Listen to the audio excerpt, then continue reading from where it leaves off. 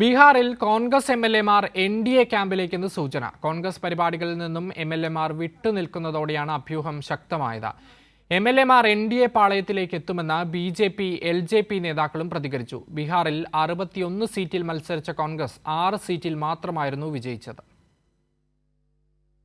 കോൺഗ്രസിന്റെ ഔദ്യോഗിക പരിപാടികളിൽ എംഎൽഎമാർ തുടർച്ചയായി വിട്ടുനിൽക്കുന്നതോടെയാണ് 6 എംഎൽഎമാരും എൻഡിഎ ക്യാമ്പിലേക്ക് എത്തുമെന്ന അഭ്യൂഹം ശക്തമായത്.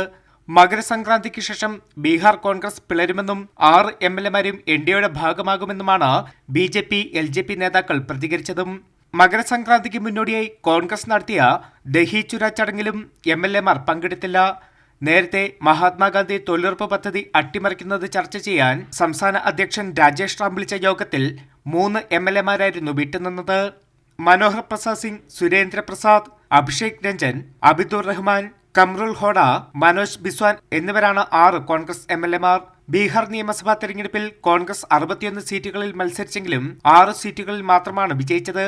അതേസമയം എംഎൽഎമാർ പാർട്ടി വിടില്ലെന്ന് കോൺഗ്രസ് സംസ്ഥാന അധ്യക്ഷൻ രാജേഷ് റാം പ്രതികരിച്ചു. കൈരളി ന്യൂസ്, ദില്ലി.